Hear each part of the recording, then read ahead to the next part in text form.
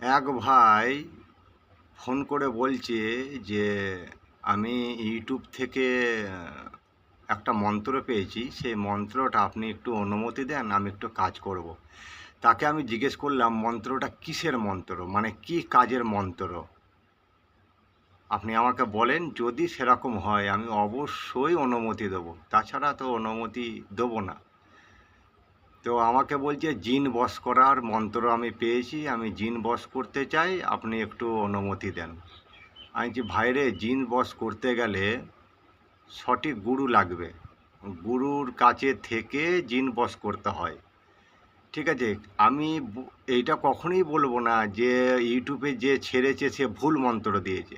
আমি এইটাই বলতে চাইছি আপনি তার কাছে যোগাযোগ করুন যে ইউটিউবে ছেড়েছে, যে মন্ত্রটা ইউটিউবে ছেড়েছে তার সাথে যোগাযোগ করুন। সে যদি বলে যে হ্যাঁ আমি অনুমতি দিচ্ছি, আপনি কাজ করুন, তার বিধিবিধান কী, তার নিয়মকানুন কী, এইগুলো যদি আপনাকে সব বলে দেয় আপনি কাজ করুন, নাহলে অযথা কাজ করতে যাবেন না। আমি এই জন্যেই বলছি যে আপনি খেটে খাওয়া মানুষ, আপনি এই লাইনে নতুন আসতে চাইছেন, আগে জিনের সম্বন্ধে আপনার জ্ঞান থাকা দরকার। ঠিক আছে, একটা গুরু থাকা দরকার, সঠিক রাস্তা চেনা দরকার। ঠিক আছে, যে গুরু কিরমভাবে এই জিনিসটাকে করতে বলছে, কি করলে ভালো হয়, নাহলে দাদা অযথা এই সব কাজ করে নিজের ভালো ফ্যামিলিকে বরবাদ করবেন না। একবারে সোজাসুজি কথা। নাহয়তো আপনার সাথে সাথে আপনার যদি স্ত্রী থাকে, আপনার স্ত্রী, আপনার ছেলেপুলে, আপনার মা বাবা যারা আছেন, ঠিক আছে, তারাও মরবে আর আপনিও মরবেন। তো কি দরকার?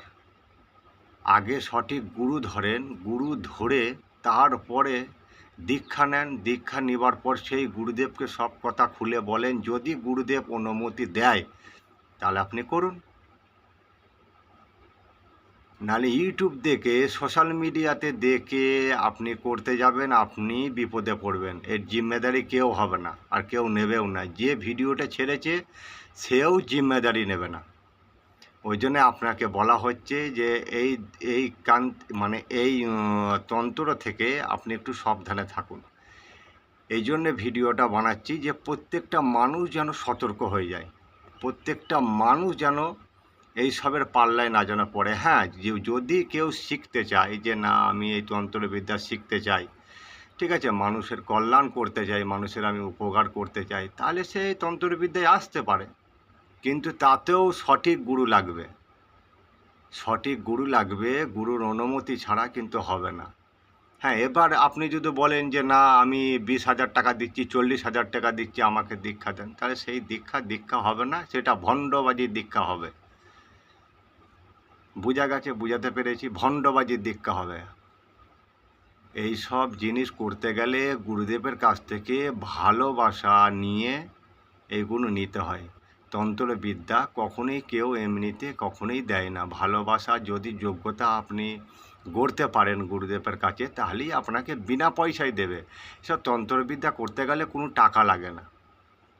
বোঝা গেছে? এবার কে টাকা নিচ্ছে, কে টাকা নিচ্ছে না, কোন তান্ত্রিক টাকা নিচ্ছে, কোন সাধু টাকা নিচ্ছে, সব টাইম নাই ভাই দেখার মতন আমার।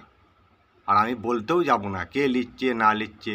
ঠিক আছে, আমার কথা হচ্ছে আপনাদের এখানে সতর্ক করা দরকার, আমি সতর্ক করছি। এই ভিডিওটা বেশি বেশি করে শেয়ার করবেন যেন এইসবের পাল্লায় না পড়ে যেন নিজের, ভাই যতটুকু টাইম ভাই বরবাদ করছো ততটুকু টাইম মেহনত করো ভাই, মেহনত করো, কাজকর্ম করো। ঠিক আছে, বাড়ির ফ্যামিলি আছে, তাদের ঘরে ভালোবাসো, তাদের ঘরে টাইম দাও। ঠিক আছে, ফালতু এই পাল্লায় পড়ে জিন বশ করবো, পরি বশ করবো, এই হ্যান করবো, ত্যান করবো, এইসব করে ভাই নিজের জীবন কেন তুমি বাজিতে রাখছো? ঠিক আছে, বিপদে পড়লে কেউ সাহায্য করবে না ভাই। হ্যাঁ, যদি আপনি তন্ত্রবিদ্যাতে আসতে চান তাহলে অবশ্যই সঠিক একটা রাস্তা দেখেন। ঠিক আছে, সঠিক একটা গুরু ধরেন, সেই গুরুর অনুমতি নেন। অনুমতি নেওয়ার পর সেই গুরু যদি সেরকম পাওয়ারফুল হয় যে না আমার শিষ্যকে এই রাস্তায় নিয়ে এলে ভালো হবে, বা আপনি যদি দেখেন যে না এই গুরুদেবের কাছে আমার থাকলে আমার মানে সব রাস্তা খুলবে, বা আমি যেই আশা নিয়ে এসেছি সেই আশাটা পূরণ হবে, তাহলে আপনি থাকেন, আপনি শেখেন। আপনার যেই মনের কামনা আছে সেটা পূরণ করেন, ব্যাস এই তো কথা। আবার কি ভাই, সেরকম গুরুদেব হলে জিন বশ করা লাগে না, জিন এমনিই চলে আসবে। বোঝা গেছে? তাই প্রত্যেকটা মা বোনকে বলবো, এই ভিডিওটা আপনার না দরকার লাগতে পারে, অন্য কারো দরকার লাগতে পারে, আপনি বেশি বেশি করে শেয়ার করেন, যেন প্রত্যেকটা মানুষ এই ভণ্ডর পাল্লা থেকে যেন সঠিক যেন রাস্তায় যেন আসে। ঠিক আছে? এইসবের মানে দিকে টাকা বরবাদ না যেন করে। ঠিক আছে?